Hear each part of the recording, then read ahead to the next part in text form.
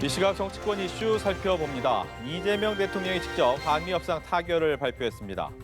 경제 안보 핵심 변수였던 무역 안보 협상이 마무리됐으며 특히 핵추진 잠수함 추진 협력, 우라늄 농축, 재처리 권한에 대한 미국의 지지, 그리고 미 해군 함정의 한국 건조 가능성까지 포함됐습니다. 지난달 29일 경주 한미 정상회담에서 한미 정상이 주요 쟁점에 합의한 지 16일 만이었습니다. 국회에서는 항소 포기 사태를 놓고 대치 상황이 계속되고 있습니다. 민주당은 검사징계법 폐지안, 검찰청법 개정안을 발의하며 검사도 일반 공무원처럼 징계 파면이 가능하도록 하겠다고 밝혔습니다. 반면 국민의힘은 내부에서 검사파면법은 검찰을 소나기에 넣겠다는 것이라며 비판했습니다. 관련 이슈 자세히 짚어보겠습니다.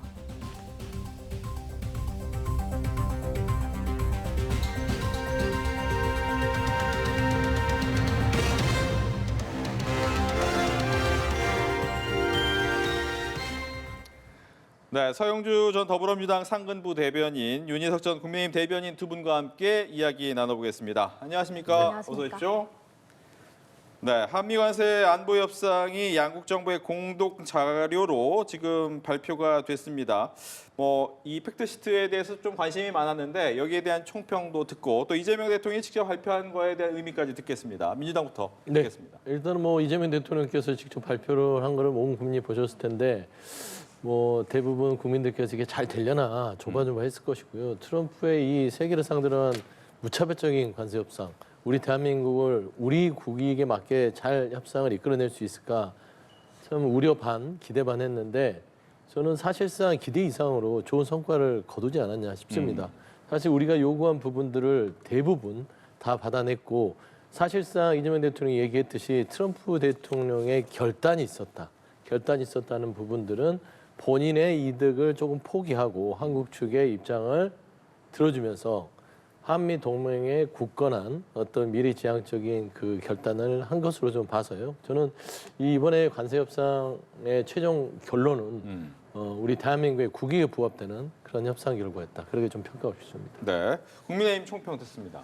일단 에이펙 이후에 트럼프 대통령이 해석에 따라서는 9천억 달러 정도 우리나라에 부담시키는 게 아니냐 하는 예상까지 나왔었는데 그거에 비하면 그래도 원래 처음에 정부에서 얘기했던 거 그대로 그 금액, 큰 금액은 정해져서 다행이라고 생각을 합니다.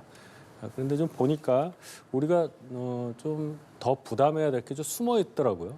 우리가 이제 방위비를 GDP 대비해서 3.5%로 늘린다. 현재보다 한 0.8%포인트 정도 올리는 걸로 생각이 되는데 그럼 한 20조 정도를 우리 예산에서 국방비로 더 확보를 해야 된다는 그런 부담이 있고 미국 무기 사와야 되는 문제 한 250억 달러잖아요. 그리고 주한미군한테 한 330억 달러 또 지원을 해줘야 된다. 둘 합치면 아마 85조 정도 될 겁니다. 그렇게 되면 우리 예산 규모가 올해 처음 700조를 넘었는데 우리 예산 규모와 여러 가지 상황을 봤을 때 이것도 굉장히 큰 부담이 되겠다. 여기에 대해서는 우리가 알지 못했었잖아요. 여기에 대해서도 많은 논의가 있을 텐데 어쨌든 정부에서 하려고 굉장히 노력을 했을 거다. 우리의 부담을 경감하기 위해서 많이 노력을 했을 텐데 앞으로 남은 이 정도에서 방어했다는 것에서 그칠 게 아니라 앞으로 이것이 실행되는 과정에 있어서 국민 부담을 어떻게 최소화할 수 있느냐 이 방안을 마련하는 것이 훨씬 더 중요해지는 시점이라고 봅니다. 네, 이렇게 두 분의 총평 들어봤고요. 이제 세부 내용에 대해서 하나하나 짚어보도록 하겠습니다. 먼저 관세 통상 분야에서는 상호 관세 15% 인하, 그리고 한국이 미국에게 3,500억 불의 대미 투자 진행한다. 연간 200억 달러 상한도 명문화가 됐고 또 상업적 합리성이 있는 부분에 투자한다. 이런 내용도 담겼더라고요. 네. 어떻게 보셨습니까? 그러니까 우리가 주목할 부분들은요. 이게 상업적 합리성을 우리가 주장했고 그 부분을 미국이 받아들였다는 거죠. 사실 원금 상환이 될 수 있는 그리고 투자처를 우리가 결정할 수 있게끔 주도권을 갖게 됐다라는 것이고 3,500억 달러 중에 이제 현금이 2천억 달러고 1,500억이 기업에서 들어가는 부분이지 않습니까? 예. 그러면 2천억 달러에 있어서도 연간 200억 달러를 상한선으로 해서 환율 시장이라든지 여러 가지를 고려했을 때 국내에 외환에 대한 불안정감이 있을 시는 200억 달러 밑으로도 갈 수 있는 것이고 뭐 원금 부분에 있어서도 상황이 좀 어렵다 싶으면 20년까지 기한을 또 시기까지도 서로 간에 신뢰하면서 연장할 수 있는, 따지고 보면은 굉장히 우리 대한민국에서 조금은 그 숨통을 트이면서 이 투자를 할 수 있는 방안이 이뤄진 것 같아요. 그다음에 관세도 이제 전 분야 자동차까지 해서 15%인데 15%도 상한을 넘지 않는다예요. 그래서 15%를 이제 마지노선으로 잡고 이제 관세를 가기 때문에 향후에 있어서의 관세 변동에 대한 불안정성까지 해소한 측면을 보면요, 사실 세부 목록에 있어서도 나쁘지 않은 협상을 이끌어냈다라고 저는 판단이 됩니다. 예, 우리로서는 숨통이 좀 트였다라고 평가를 해주셨는데 이재명 대통령도 이 부분 설명을 하면서 일각의 공여 우려를 확실히 불식시켰다 이런 점을 강조를 했더라고요. 물론 지금 상황에서 트럼프 행정부와 맞서서 협상을 해야 되는 우리 정부 입장에서는 어느 정도 선방했다고 평가할 수도 있겠습니다. 근데 우리가 이제 원점에서 좀 보자면 예를 들어 지금 상호관세 15% 같은 것도 한미 FTA 체결된 한 20년 동안은 0%였잖아요. 그러면 우리의 그 무역함에 있어서의 조건이 굉장히 나빠진 거란 말이에요. 그러면 우리가 가장 큰 수출 시장이라고 할 수 있는 미국 시장을 어떻게 유지하고 그 미국 시장에서 우리가 얻을 수 있었던 이익, 그리고 우리 경제 구조 이런 것들을 어떻게 지킬까 하는 그런 계획이 이제 조금씩 나와야 할 걸로 보입니다. 협상은 협상되고요, 대로고요. 그다음에 저는 솔직히 얘기해서 좀 더 주목하는 게 기업에서 $1,500를 투자한다. 그럼 그 투자 금액이 어디 나오냐? 그건 변론으로 하고, 그러면 그 기업이 우리 기업인데 그 정도로 투자를 기업에서 우리 기업이 미국에 한다면 우리 시장, 우리나라 국내에서 그러면 그 기업들이 얼마나 더 투자를 할 거냐, 투자 여력이 모자랄 텐데 그럴 경우에 고용이라든지 여러 가지 문제에 있어서 국내 경제에 굉장히 영향을 줄 테니 그 부분에 대해서는 과연 정부에서 얼마나 중점을 두고 연구하고 있는지, 대책을 마련하고 있는지 저 묻고 싶습니다. 예. 지난 한미 정상회담 이후에 또 한미가 이견이 있는 부분이 있었는데 그게 반도체 관세 그리고 농산물 시장 개방 이 부분이었습니다. 네. 팩트시트에 그 내용도 있었습니다. 어떻게 보셨습니까? 그렇습니다. 그러니까 반도체 부분에 대해서 대만보다 불리하지 않는 조건으로 간다라고 했는데 그조차가 불확실하다. 그게 맞느냐 했는데 반도체 부분은 최국 대우를 해주는 겁니다. 그래서 사실 그 수출을 같은 조건으로 하는 그 나라보다 관세를 더 낮게 간다라는 의미이기 때문에 사실 대만보다 더 낮은 관세를 우리가 유지할 수 있다고 보는 것이고, 그다음에 지금 현재 있어서 전체적으로 관세 협상 부분에 있어서 그 기업 투자 부분도 사실상은 우리가 하나하나 다 조목조목 상환이 가능한 부분들을 미국 측과 협의해서 가는 것이기 때문에 저는 이 부분도 저는 좀 나름대로 미국 쪽 입장보다는 우리 입장에서 좀 우리가 이 협상을 이끌지 않았나 그렇게 봅니다. 예, 그 농산물 시장 개방과 관련해서는 농산물 시장 개방이라는 단어는 담기지 않았는데 또 그 내용이 있긴 하더라고요. 그렇습니다. 결과적으로는 이 부분이 경제적인 측면 포함해서 국민 감정하고도 좀 연결될 수가 있어요. 우리가 농산물이라는 것이 갖는 우리에 대한 어떤 영향력을 단순히 경제적인 것만으로 평가하지는 않잖아요. 그런데 미국에서 먼저 이 부분을 얘기를 했었지 않습니까? 뭐 쇠고기라든지 쌀이라든지 기타 뭐 과일이라든지 거기에 대해서 과연 정부가 어떻게 지금 대처를 하고 있는지, 사실 오늘 나온 팩트시트를 보면 이걸 막은 건지 앞으로 더 열 수 있는 어떤 과정에 있어서의 협상이 남아 있는 건지 잘 모르겠습니다. 저는 솔직히 말씀드려서.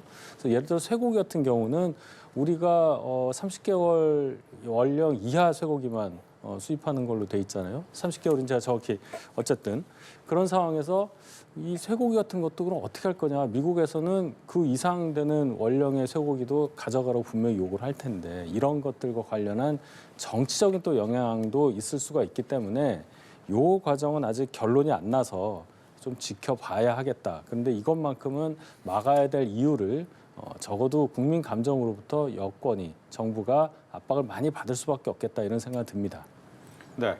또 앞서 잠깐 얘기 나왔지만 이제 안보 분야에선 핵 추진 잠수함을 이제 승인했다라는 부분은 이제 같은 내용인데 이제 우리나라 위성락 국가안보실장은 한국 건조가 맞다라고 얘기를 했고 아직 그 부분에서 미국 명확하진 않고 승인했다는 나왔습니다. 어떻게 봐야 됩니까? 그러니까 저는 이 부분에 있어서 오늘 팩트시트가 조인트로 공동으로 됐잖아요. 네. 그러면 그전에 우리 이제 정치권에서 사실 미국 말을 믿고 우리 말을 안 믿었어요. 근데 우리 정부의 이 발표한 내용대로 지금 결정이 거의 됐죠. 그럼 이번도 똑같습니다. 위성락 안보실장이 한국에서의 건조를 전제로 처음부터 얘기를 했다. 이걸 믿어야지. 백악관 쪽에서 이 부분에 대해서 명확하지 않았으니까 우리나라의 정부 관료가 얘기하는 걸 믿을 수 없다.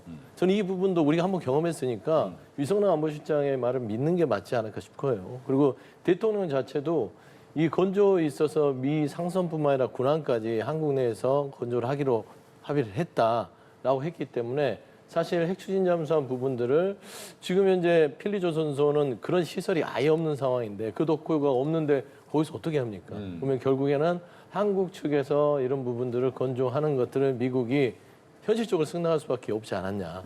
물론 이제 그 이후에 필리조선소에 대한 그런 핵 추진 잠수함을 건조할 수 있는 도구에 대한 투자를 미국 측 요구할 수는 있으나 현실적으로 곧바로 건조에 들어가는 것은 대한민국 내에 조선소에서 할 가능성이 높고 안보실장은 그런 얘기를 국민한테 한 것으로 보는 게 맞을 것 같습니다. 예.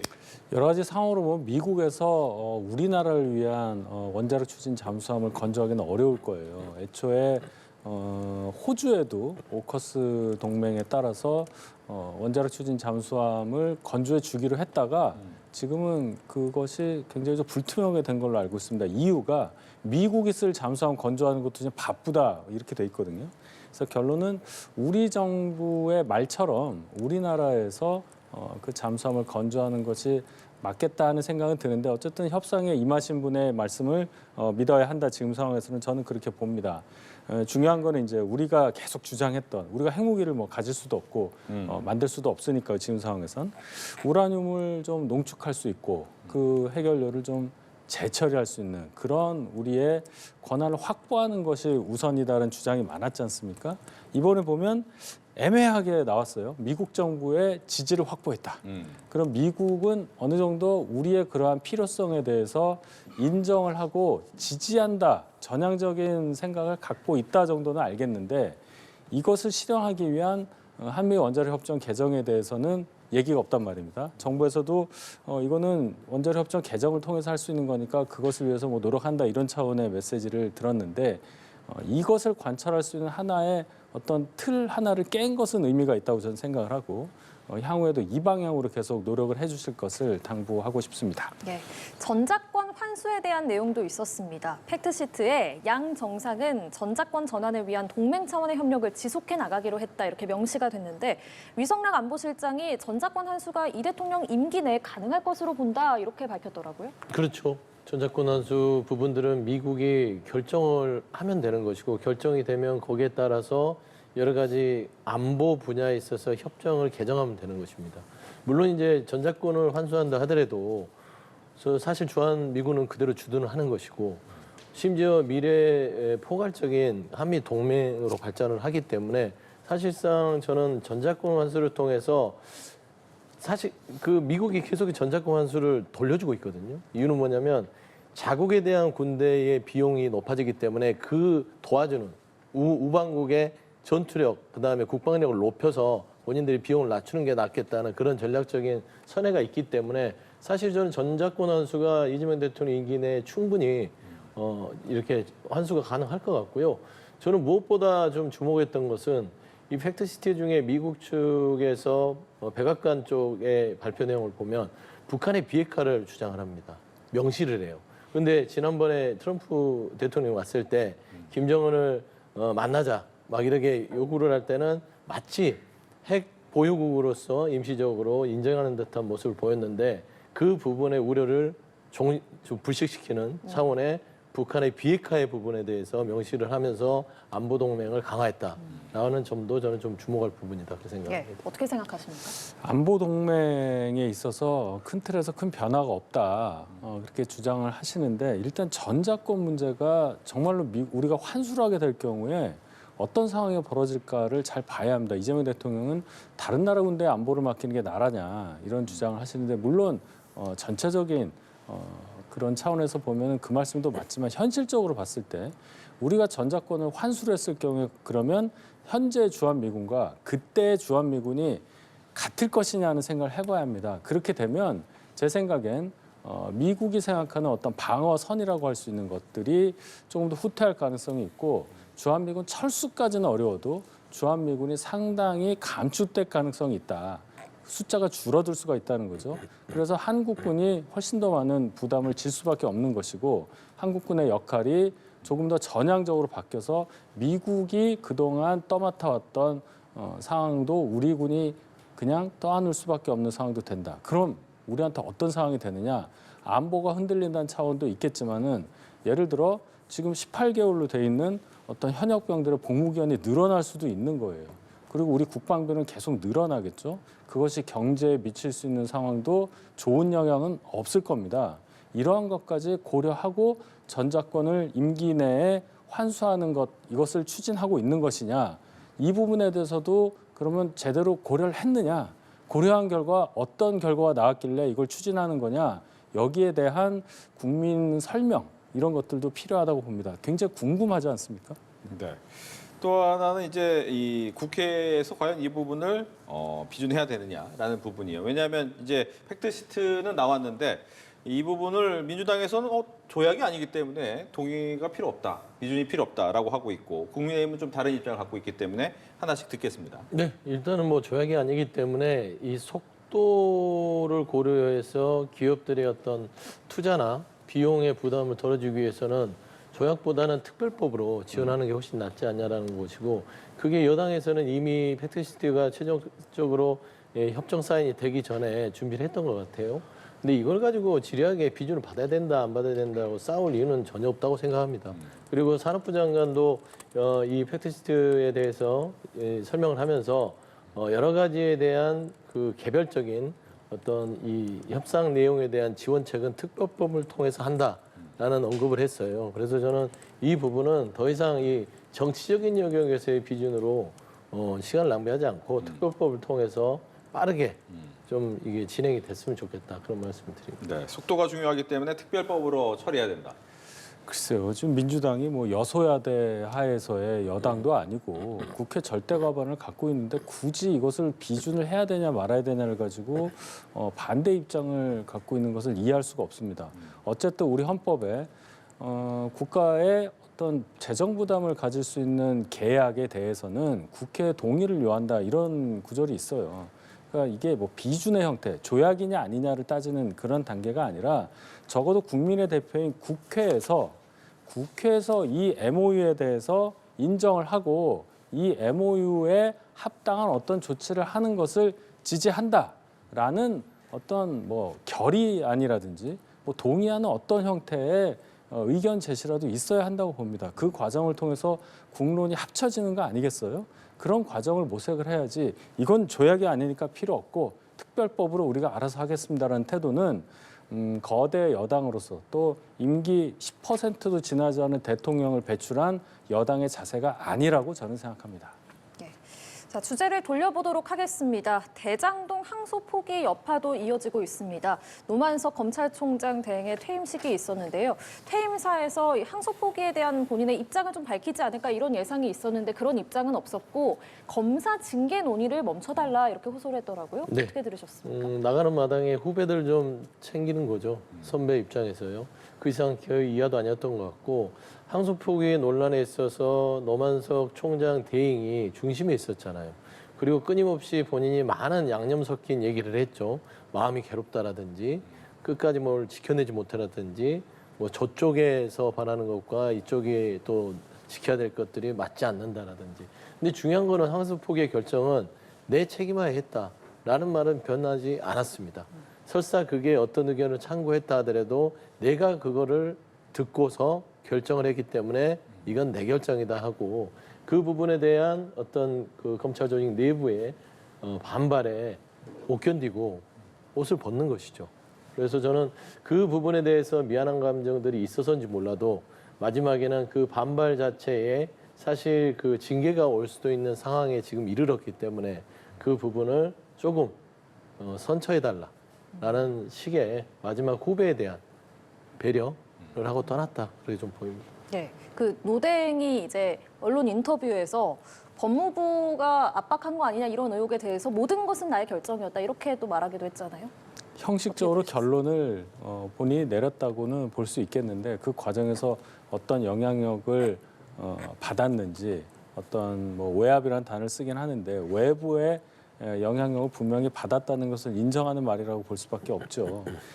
오늘 퇴임하는 마당에 뭐 솔직하게 그 과정을 밝힐 거라고 예상은 안 했지만 그래도 막상 마지막 말까지 듣고 나서는 검사로서의 어떤 자세를 갖고 있던 분이었냐에 대해서 굉장히 의문이 드는 그런 오늘 퇴임사라고 생각을 합니다. 국민은 검찰이 잘했냐, 뭐 법무부가 잘했냐 여기에 대한 것보다 왜 대장동 5명의 사기 피고인에게 항소폭이라는 선물을 주면서 그들에게 막대한 재산을 확보할 수 있는 길을 검찰이, 법무부가 그리고 정권이 열어줬느냐 그 이유를 알고 싶은 겁니다.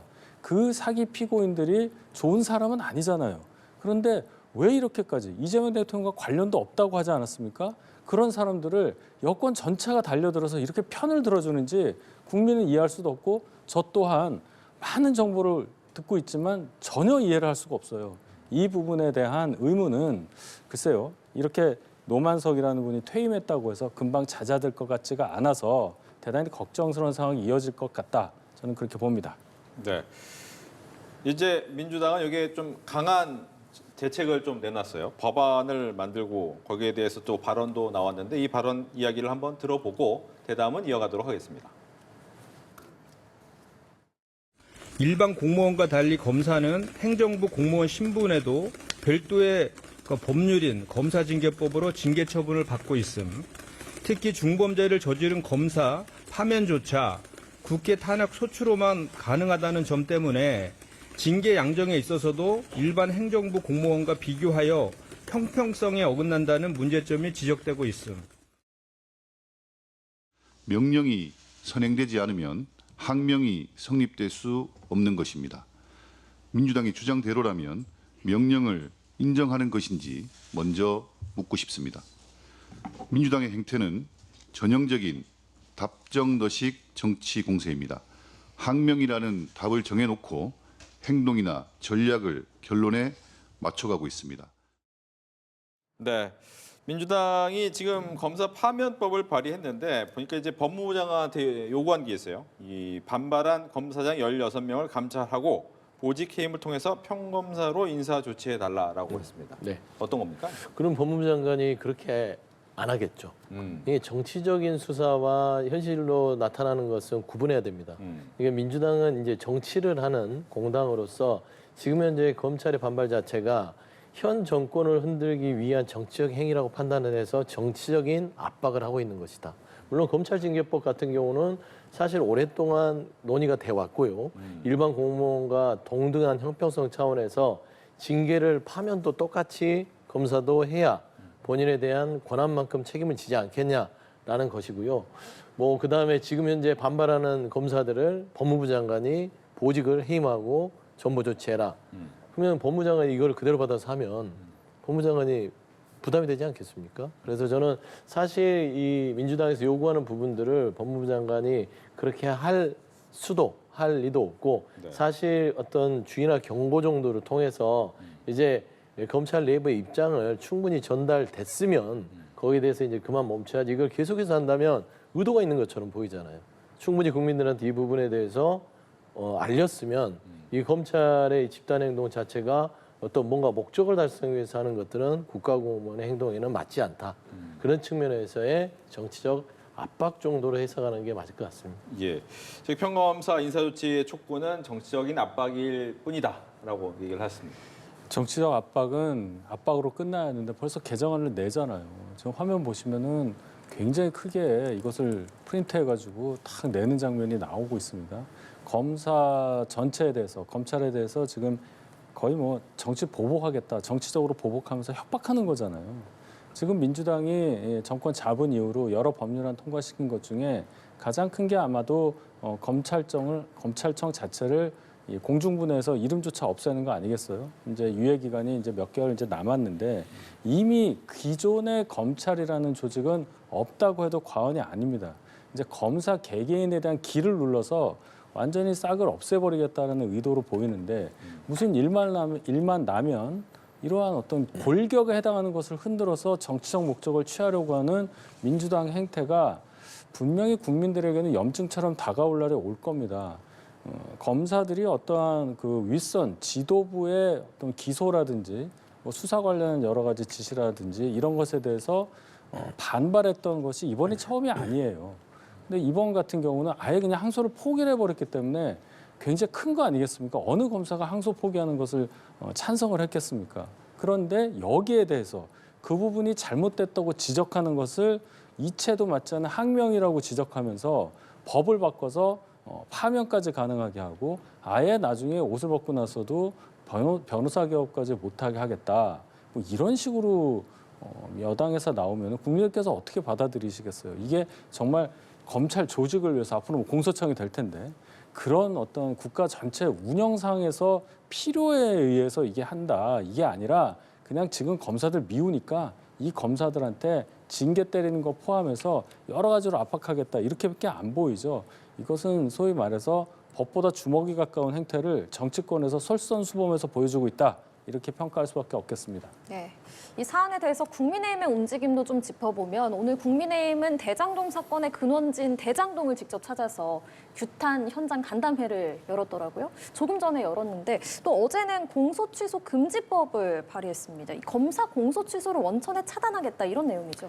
그러니까 아주 예외적인 경우를 제외하면 2심, 3심까지 간다. 형사 사건에서는 그래야 이번 같은 너무나 황당한 항소 포기가 없지 않느냐라는 저희 당 의원들의 생각이 모여서 나온 그런 법률 아니라고 생각을 하는데 물론 지금 의석 구조상 이 법안이 실제로 법률로 성립되기는 어려울 것이라고 봅니다만은 그만큼 국민들께서 의아해하고 의문을 갖고 여론도 안 좋고 그러한 상황에 대해서 저희 당이 아주 적확한 부분을 찝어서 법률안을 냈다고 생각을 하고요. 오늘 이제 대장동 현장에 가서 간담회를 했다는 것은 뭐냐면 지금 논의가 잘 보면 어떻게 보면 중심에 대장동 5명의 피고인 아니면 검찰 아니면 법무부 뭐 이 정도에서 지금 논의가 되고 있잖아요. 근데 제일 중요한 건 대장동에 입주한 분들이에요.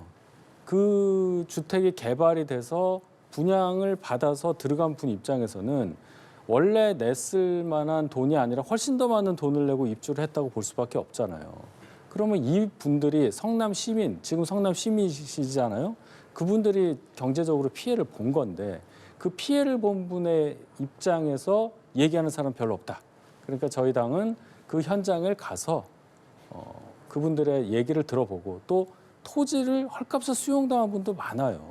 그 과정에 있어서의 여러 가지 불합리했던 보상 과정 이런 것에 대해서 다시 한번 여론을 환기한다는 차원에서 간담회를 열었다고 생각합니다. 예, 이런 국민의힘의 움직임에 대해서는 어떻게 생각하세요? 일단 뭐 이 대장동 사건을 조금 정치화 시켜서 이 부분을 가지고 이 현 정권을 흔들어 보겠다라는 그런 정쟁의 도구죠. 뭐 사실에 가까워서 뭐 하겠습니까? 사실에 가깝다면 전 사실상 김병기 원내대표가 주장하는 대장동이 사건에 대한 국정조사 그냥 저는 국민의힘이 동의하면 됩니다. 국정조사 하자. 그러면 정말로 대장동의 실체가 정치 수사였고 조작 기소였고 이런 부분들이 없었는지 있었다면 이 부분이 드러나면 특검으로 가는 거죠. 그러면 저는 국민의힘이 정말 실체적으로 이 진실을 밝히고 싶다면 대장동에 가서 뭐 항소 포기와 대장동의 모든 수익금들을 다 받지 못하게 됐다 이런 선전선동보다는 국정조사와 특검을 같이 여야 간에 합의를 해서 이제 이걸 갖고 계속해서 비생산적인 소모전을 끝내고 그 부분은 국정조사 특검으로 가는 게 맞지 않겠냐. 저는 이런 부분에 있어서는 국민의힘이 거기까지 갈 수 있는 결단할 수 있을지 그러기는 쉽지 않을 것 같아요. 이걸 가지고 계속해서 외곽에서 흔드는 수밖에 없을 거라고 저는 생각합니다. 이 국정조사에 대해서 하나 여쭤보면 조사 방식을 두고 지금 이견이 있잖아요. 네. 법사위에서 하자, 뭐 국민의힘은 별도 특위를 만들어서 하자. 네네. 그 배경은 어디에 있습니까? 일단 뭐 그거는 합의를 해야 될 거는 같은데 일단은 국정조사를 특위를 만들게 되면은 이제 여야 동수로 가야 되기 때문에 아마 국민의힘은 여러 가지 의석수에 좀 밀리지 않기 위해서는 특위 쪽을 주장할 것이고 민주당 입장에서는 법사위가 아무래도 민주당의 의석의 우위를 갖고 있기 때문에 법사위에서 하자라고 하는 것이라서 저는 이게 사실상 하려는 의지만 있으면 법사위에서 특위에서 하든 그 부분에 대해서는 논의해서 결론을 내면 될 것이다. 좀 그런 말씀을 드리고 싶습니다. 네. 글쎄요, 이거 국정조사 가지고 진실이 밝혀지겠어요. 지금까지 여러 번 국정조사를 했는데 기억나는 국정조사가 저는 없다고 봐요. 대충 여야가 대립하다가 유야무야 되는 건데 이런 상황이야말로 특검이 필요한 거가 아니겠느냐. 결론적으로 이 대장동 사건 관련해서 항소 포기한 거는 이재명 대통령이라는 존재를 지우고서는 설명이 안 되는 상황이 계속 벌어지고 있잖아요. 특검이라는 것은 기존 수사기관을 믿지 못할 때 특별하게 만드는 것이니까 또 권력, 살아있는 권력이 작용했을 법한 것에 대해서 그러한 상황에 대해서 그 의혹을 해소하기 위해서 출범하는 것이니까 지금 이 대장동 사건 관련한 항소 포기라든지 이 부분에 있어서는 특검이 성립할 요건에 딱 맞다고 생각을 합니다. 국정조사보다 특검을 통해서 그 특검도 민주당이 야당일 때 쭉 주장했듯이 대통령과 관련된 거니까 여당은 빠지고요. 야권이 야당 위주로 그걸 추천해서 가든지 아니면 100번 양보해서 제3자가 추천하는 특검의 필요성이 훨씬 높아졌다. 이렇게 주장하고 싶습니다. 네. 뭐 특검 얘기 나오니까 계속 네. 할게요. 이제 특검팀의 수사 기한이 이제 조금 남았죠. 이제 한 달 정도. 그런데 보니까 이 박성재 전 장관, 황교안 전 총리 구속영장이 모두 기각이 됐습니다. 이 기각이 된 거, 특히 박성재 장관 두 번째 기각이 됐기 때문에 특검의 동력이 떨어진 거 아니냐라는 생각이 들기도 하고 아니면 이 부분에 대해서 또 다시 한 번 더 영장을 청구할 것이냐라는 고민도 할 것 같고 여기에 대한 얘기를 좀 듣겠습니다. 황교안 전 총리에 대한 영장 청구는 사실상 조금은 괘씸죄가 들어간 것 같아요. 왜냐하면 이 압수수색에 대해서 저항했고 체포영장에 대한 여러 가지 공권력에 대해서 도전한 부분들이 사실 공권력에 도전한 부분까지 이렇게 조금 같이 합산이 돼서 조사 10시간 만에 영장이 청구됐잖아요. 그래서 저는 그런 부분을 좀 고려했을 때는 저는 황교안 전 총리의 증거인멸 부분들은 SNS에 거기 선동하는 게 다 있잖아요, 증거가. 그렇기 때문에 그 부분을 가지고 뭐 인신의 구속까지 갈 거라고는 생각하지 않았으나 박성재 전 법무부 장관의 재청구에 대한 영장 기각은 납득할 수가 없습니다. 이거는 뭐 특검의 어떤 그 보관 수사가 잘못됐다기보다는 왜 사법부가 너무 다퉈볼 여지를 그렇게 강조하는지 모르겠어요. 이게 증거인멸의 가능성이 농후하거든요. 사실 12월 4일 날 안가회동에 있어서도 본인은 그냥 단순한 친목 모임이라 했는데 알고 봤더니 다 그게 계엄의 정당성을 위한 여러 가지 뒷작업을 했던 거 아닙니까? 그러면 내란에 임무를 맡았던 것이고 그다음에 본인도 불법 계엄 선포 후에 자기가 할 일들을 했잖아요. 교정본부, 출입국 관리소 해서 내란의 어떤 임무를 담당했어요.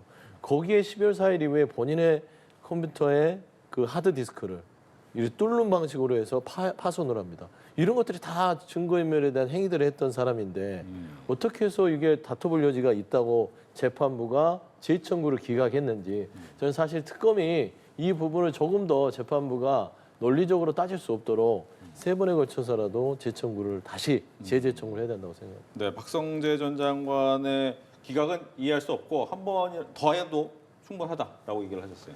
뭐 법원의 판단을 우리가 늘 받아들여야 한다 이렇게 전제를 하고 얘기를 하죠. 상황은 딱 두 개겠죠. 특검 또는 언론, 여권 이렇게 언론 일부 이렇게 주장하듯이 박성재 전 장관에 대한 혐의 사실이라고 볼 수 있었던 것들이 생각보다 그렇게 심각하지 않다 이럴 수가 있고요. 또 하나는 특검이 실력이 부족해서 그러한 사정이 있고 사실이 있는데도 제대로 그것을 법원에 소명을 하지 못했다. 이 두 가지 중에 하나 아니겠습니까?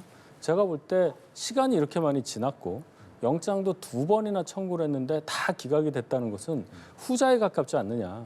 특검을 결국 민주당 주도로 출범시켰는데 추천도 잘못했고 그 잘못된 추천에 의한 특검 구성이 결국은 실력이 많이 떨어지는구나. 국민의 기대에 미치지 못했구나. 반성부터 먼저 해야 되는 일이 아닌가 이렇게 생각합니다. 네. 그렇다면 이제 추경호 의원이 남아 있어요. 추경호 의원 역시도 이 아무래도 이제 영장 청구가 될 텐데 여기에 대해서 과연 어떤 결론을 내릴 것이냐, 또 그 결론이 어떤 영향을 미칠 것이냐 고민이 될 것 같긴 하거든요. 그러니까 이 사법부가 기계적으로 판단을 내린다면 기각이 될지 발부가 될지는 맞출 수가 없을 것 같아요, 저는. 하지만 그 사법정이라는 틀 안에서 그래도 사법부라는 것들이 법률만 분석하는 게 아니라 사회적인 그리고 역사적인 책임도 같이 공동으로 지고 있다는 것을 감안했을 때는 추경호 의원에 대한 영장은 발부가 돼야 되죠. 박성재 법무부 장관도 마찬가지죠. 국민들이 어떻게 생각하겠어요. 그리고 역사적으로 이 상당히 중요한 사건임에도 불구하고 다퉈볼 여지만 있다고 하면서 풀어주면 사실상 이게 과연 사법 정의를 바로 세울 수 있느냐는 측면에서는 저는 추경호 의원은 제가 개인적으로 봐서는 발부될 확률가 높으나 또 이번에 박성재 전 법무부 장관 기각되는 거 보면 또 거기에 대해서도 자신할 수 없다.